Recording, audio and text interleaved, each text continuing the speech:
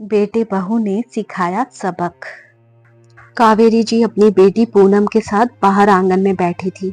तभी कमरे के अंदर से बेटे और बहू की तेज सन्नाटे को चीरती हुई आवाज आई तो दोनों के चेहरे पर बनावटी चिंता पर आंखों में छिपी उत्सुकता साफ झलक रही थी।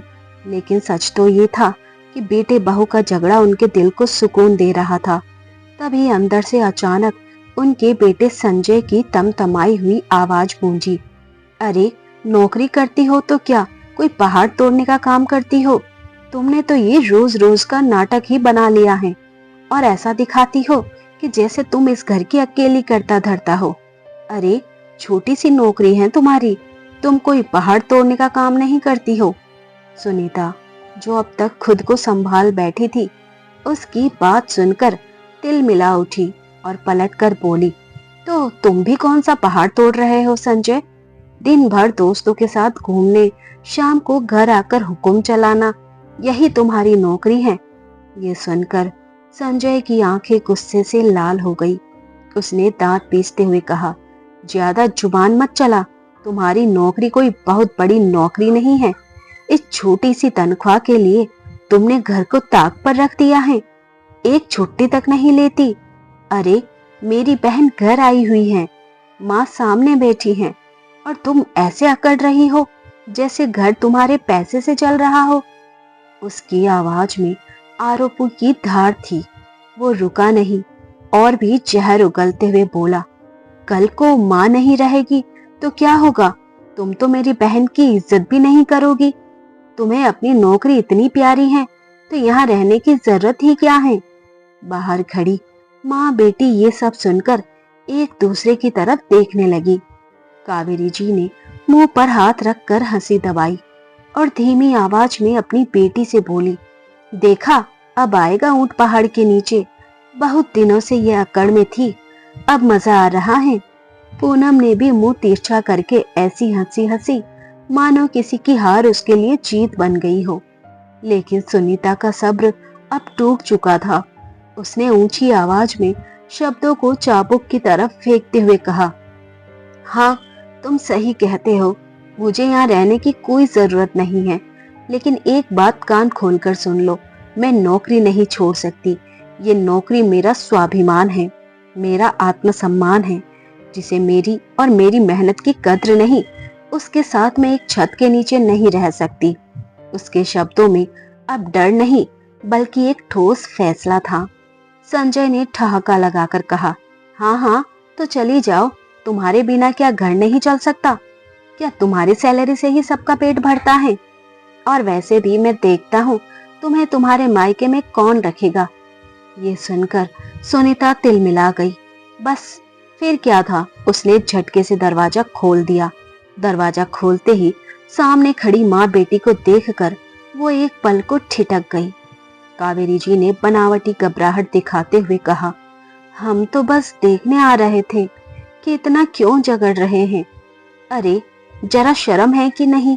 इतनी जोर से चिल्ला रहे हो कि पूरा मोहल्ला सुन रहा है। उनके शब्दों में उपदेश था, लेकिन आंखों में कोई पछतावा नहीं। कावेरी जी बोलती रही, मगर सुनीता के कदम रुके नहीं। वो बिना कुछ कहे रसोई में गई, एक गिलास पानी पिया जैसे खुद को संभाल रही हो, और फिर सीधे कमरे में आकर अपने बैग में कपड़े रखने लगी। कपड़ों की आवाज कमरे की खामोशी को और भारी बना रही थी। ये दृश्य देखकर कावेरी जी की भौहें तन गई। उन्होंने तुरंत आंखों से संजय को इशारा किया। जैसे ही वो कमरे से बाहर निकली, संजय भी पीछे पीछे आ गया।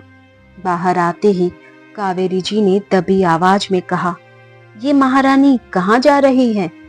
अरे, मैंने तो तुझे इसे सबक सिखाने को कहा था, घर से निकालने को थोड़ी कहा था। धमकी तक तो ठीक था, लेकिन ये तो सच में जा रही है, घर कौन संभालेगा?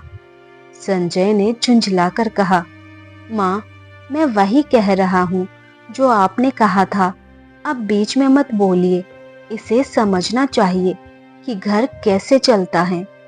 तभी पूनम ने भी बात में नमक डालते हुए कहा, माँ, जाने दीजिए ना, भाई कुछ सोच समझ कर ही कर रहा होगा। आखिर इस महारानी की अक्ल को ठिकाने जो लगाना है। अंदर कमरे में सुनीता बैग में कपड़े रखती रही और बाहर तीनों के शब्द हवा में गूंजते रहे।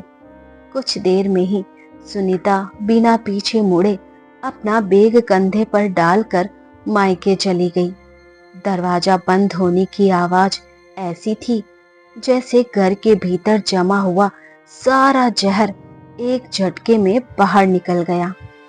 कुछ पल तक घर में सब अजीब सी खामोशी छाई रही।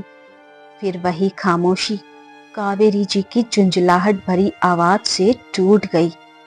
देखा, चली गई ना। अरे, छुट्टी करने की ही तो बात थी।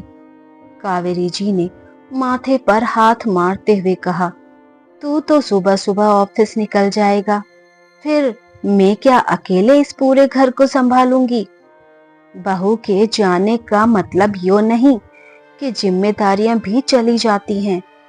उनकी आवाज में चिंता कम और शिकायत ज्यादा थी। संजय ने कुर्सी पर धड़ाम से बैठते हुए कहा, माँ, आप ही तो रोज कहती थी कि पूरे दिन स्कूल चली जाती हैं और घर का कोई काम नहीं करती। अब जब चली गई हैं तो आपको तो राहत मिलनी चाहिए। ये सुनते ही कावेरी जी एक पल को अटक गई, फिर हकलाकर बोली, अरे, मैं तो बस ऐसे ही कह देती थी। मेरा मतलब था कि वो नौकरी छोड़ दे या छुट्टी कर ले।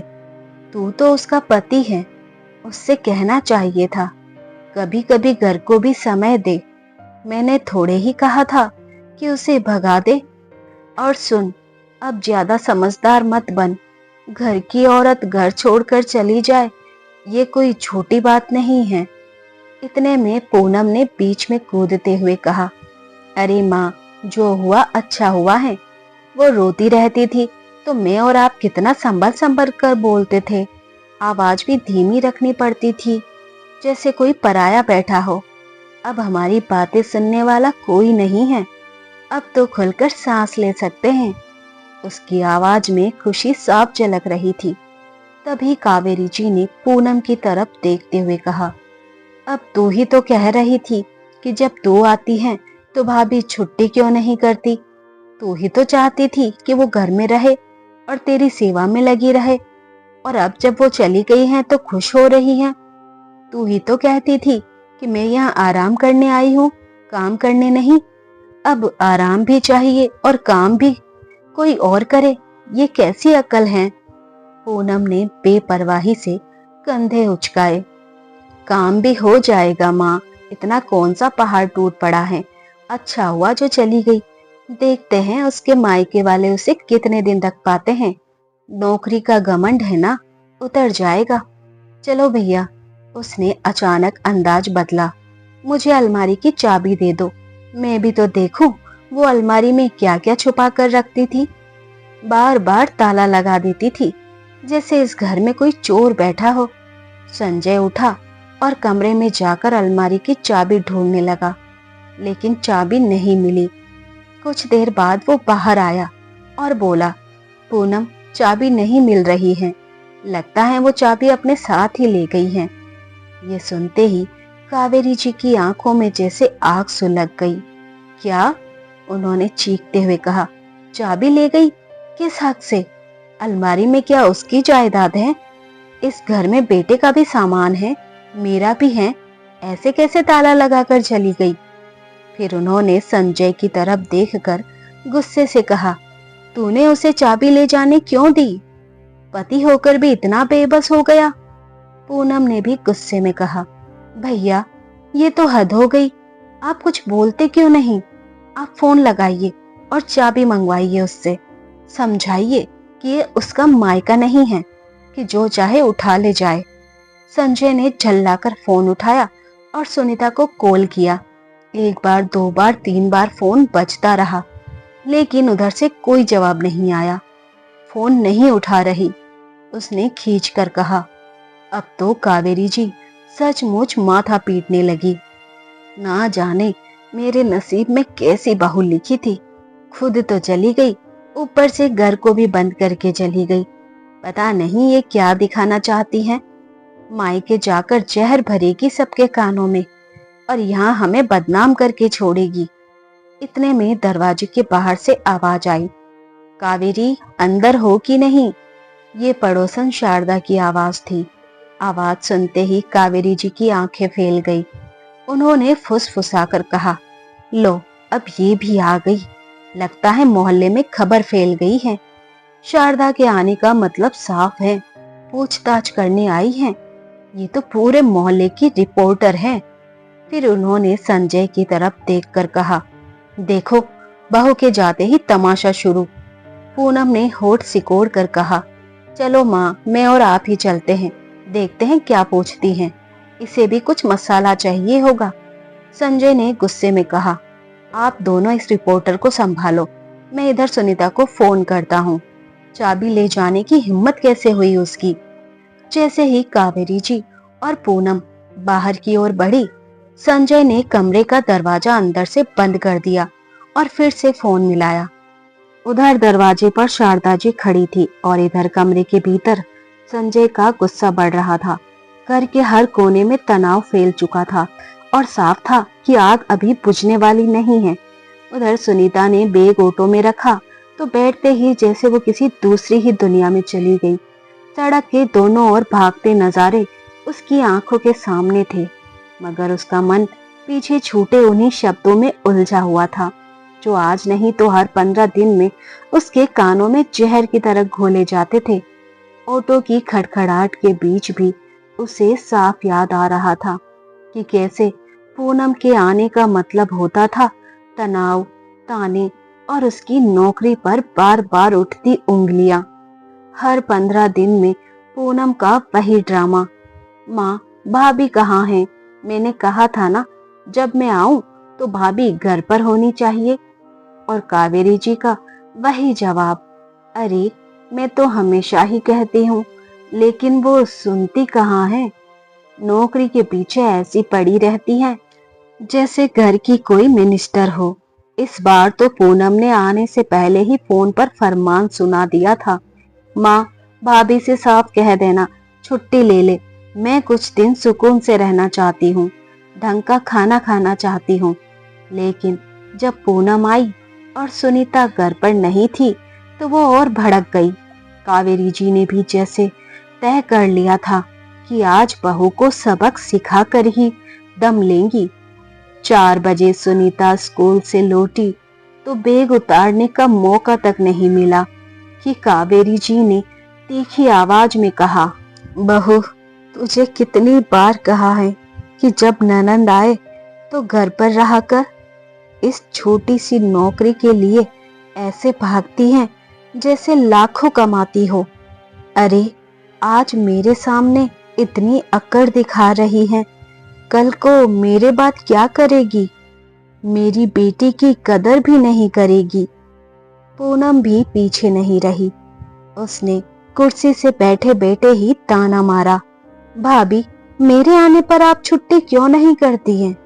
लगता है आपको अपनी ननंद की कोई इज्जत ही नहीं है।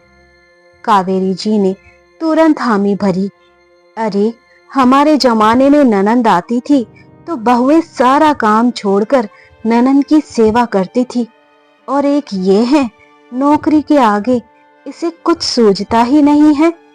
ये सुनकर सुनीता का धैर्य टूट गया। उसने धक्के मगर सख्त स्वर में कहा, माँ जी मैं कितनी बार छुट्टी कर सकती हूँ, ये भी तो सोचिए। बार बार छुट्टी करूंगी तो नौकरी चली जाएगी। दीदी तो हर 10 दिन में आती हैं, तो क्या मैं हर 10 दिन में छुट्टी लूं? इतना सुनते ही माहौल और गर्म हो गया।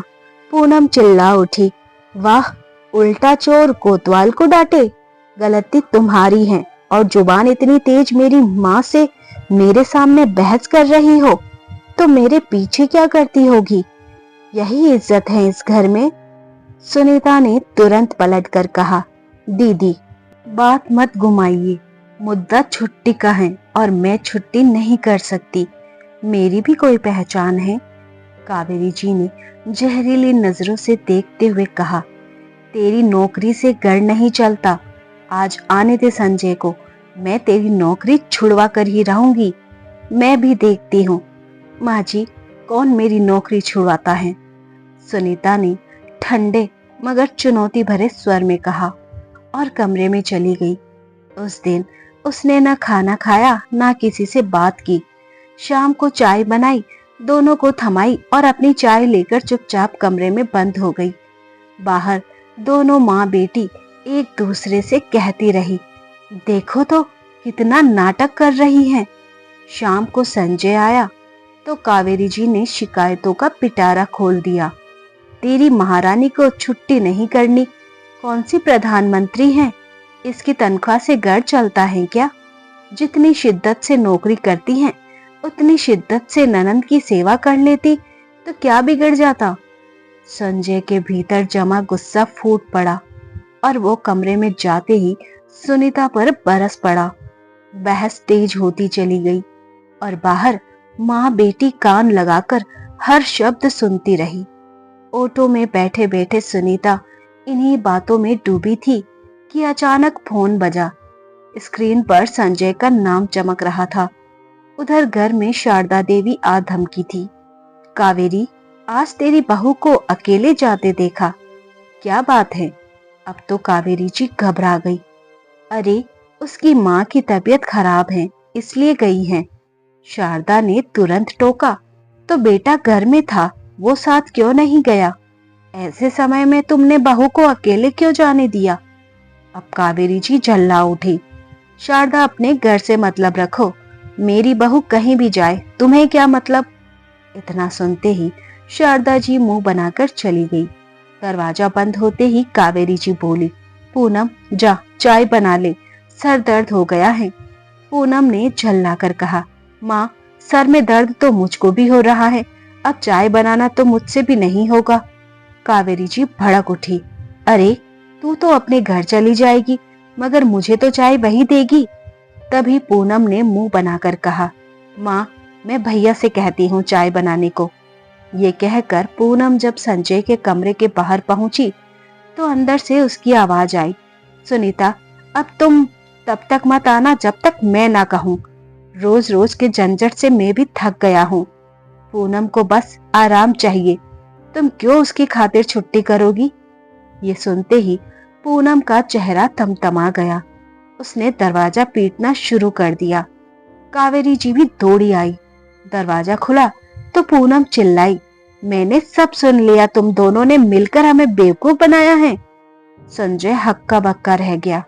कावेरी जी ने कभी बेटे को देखा, कभी बेटी को, फिर बिना कुछ कहे ड्राइंग रूम में जाकर बैठ गई।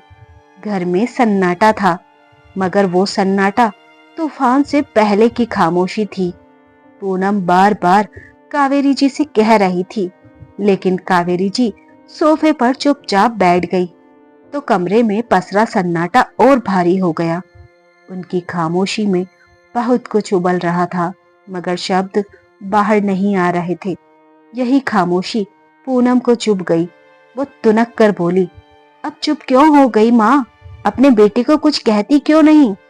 पहले तो बहू ही काम की नहीं थी, अब तो आपका बेटा भी पूरा जोरू का गुलाम बन चुका है। घर में आपकी कोई सुनता ही नहीं।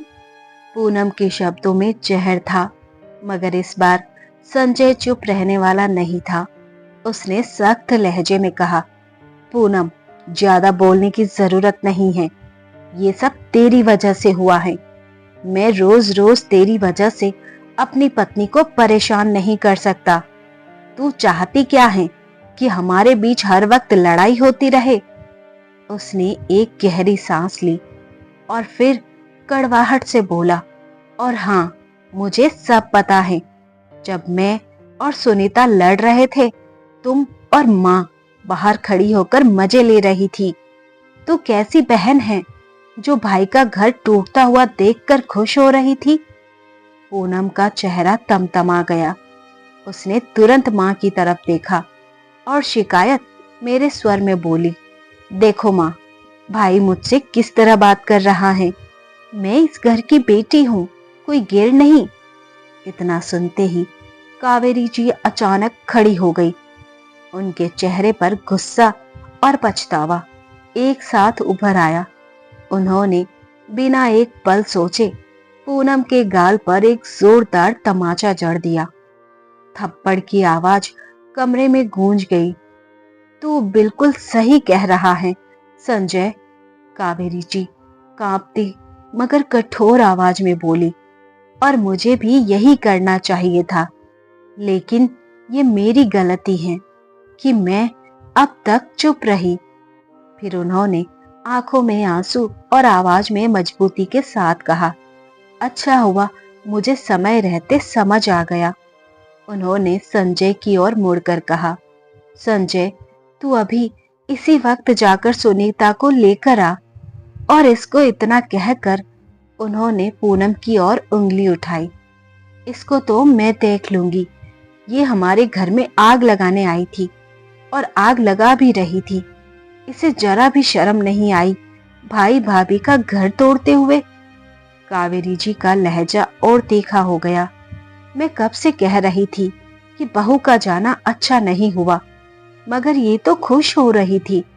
अरे जो अपनी माँ के लिए चाय तक नहीं बना सकती वो और क्या करेगी।